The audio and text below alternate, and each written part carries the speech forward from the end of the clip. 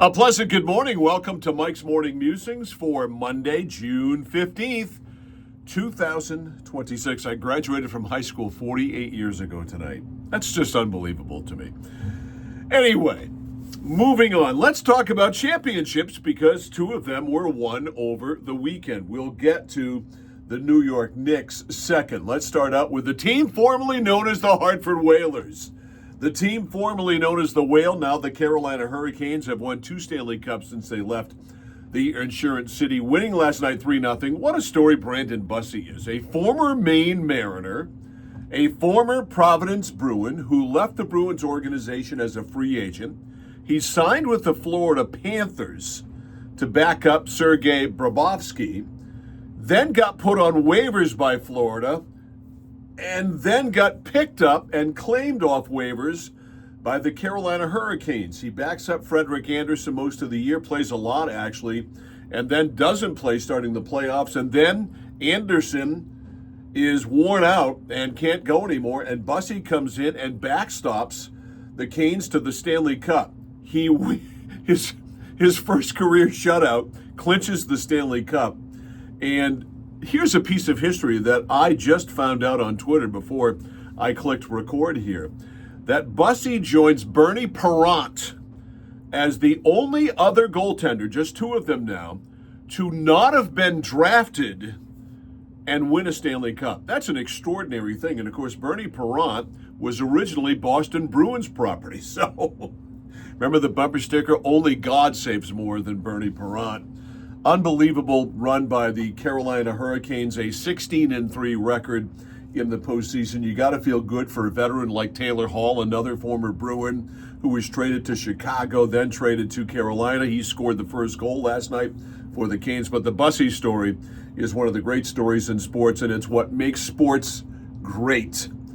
That's for sure. So the Canes win the Stanley Cup, and the run of John Tortorella ends in defeat after taking over for Bruce Cassidy 2 weeks before the season ends. And obviously, Tortorella's going to come back for the full season, or what at least will begin as the full season coming up next season. So the NHL season is over, and the NBA season is over too. The Knicks won the NBA championship Saturday night, beating San Antonio 94-90. Once again, the Knicks were down by double digits. Every game they won in this series, they were down by double digits. The San Antonio Spurs were the ultimate choke artists. They took the gas pipe.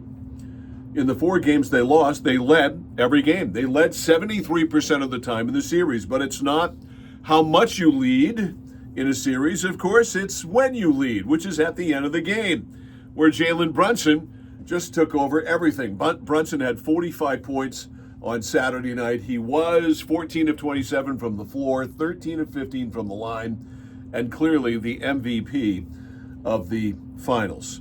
I hate the New York Knicks with the passion of a million men. I wouldn't have cared if their drought ended 153 years later. New York City reacted predictably afterwards by burning cars and throwing stuff at policemen and things like that. Makes you just hate New York even more, the fact that the Knicks won the NBA championship. But they did, and there's nothing we can do about it. Let's hope it's a one and done for the Knicks, because I'm not sure how much more I can suffer Spike Lee and everybody else. And Victor Wembanyama has got to grow up. The Parisian prodigy turned into the Parisian puddle in this series, and some of the stupid stuff he said afterwards about how we dominated it. Whatever. Just shut up, Victor, and get better. And your team needs to get better. And De'Aaron Fox, oh man, alive! What a dreadful series. He was 3 for 15 Saturday night. This is one of your linchpin guys, which may be one of the problems the Spurs have. And no sweep for the Red Sox at Fenway. Red Sox lost to the Rangers last night, 6-5. Predictably, of course. The Red Sox have not won 3 games in a row all year. Not once. And Connerly Early, again, first pitch he threw last night, out of the ballpark. Gone. He's got a location problem, as Mike Antonellis, the now voice of the Worcester Red Sox, said on Twitter this morning, and I would agree with that. You can call it a gopher problem, but more so, it's a location problem. And you can't be predictable as a major league pitcher unless you've got, Jason Mizorowski type stuff. You can't come out and throw a first pitch fastball right down the pike unless you've got a 104-mile-an-hour fastball like he does. And Early's going to have to change his ways there.